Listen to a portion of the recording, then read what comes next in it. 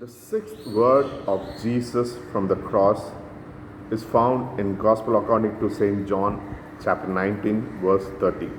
I'll read the passage for you. When Jesus had received the wine, he said, "It is finished." Then he bowed his head and gave up his spirit. The word "it is finished" is a very unusual word for a person who is about to die. As if he has completed a task which was assigned to him. When we finish a task, we say, "Oh, it is finished now. The task given to me, I have completed." But what was the task Jesus had accomplished? Jesus has finished. The two important tasks that Jesus has accomplished. First is to restore our relationship with God. With the sin committed by Adam and Eve, the relationship between God and human being was broken. Jesus, through his life, death, and resurrection, healed the broken relationship. He restored our relationship with God. And the second important task that Jesus fulfilled is the task of redemption. And Jesus, through his life, he has shown us the path of salvation. And he has, through his sacrificing his life, he has accomplished our salvation. He has done everything which is required for our own salvation.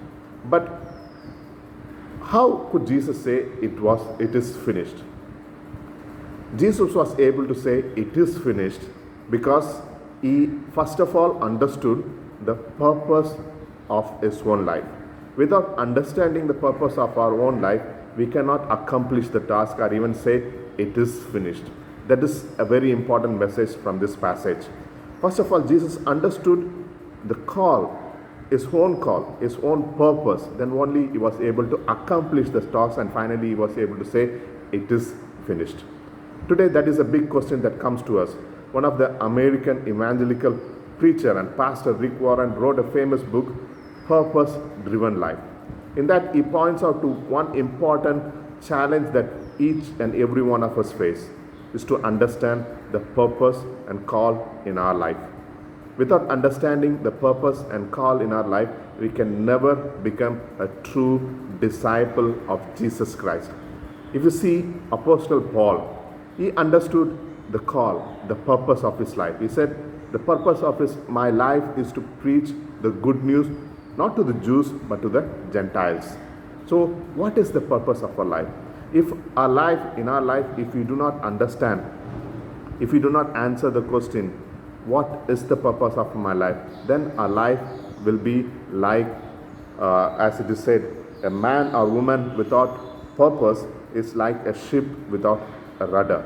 And in Psalm chapter 1 verse 14 it says, "The wicked are like dry leaf driven by the wind."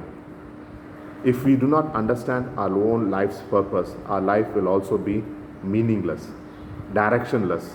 But that is a challenge that this sixth saying or word of Jesus Christ from the cross gives to us. We need to ask this very important question. What is the purpose? What is my call? What is God calling me to? Rick Warren, in his book, the title of the book itself, he says, "What on earth I am here for?" What on earth each of us we are here for, that we need to answer. Without understanding the purpose of our own personal life, because God personally calls each and every one of us. Without understanding the call, without answering the call, we can never truly become a disciple of Christ. And Christ from the cross challenges us with this question: what is the purpose of our life?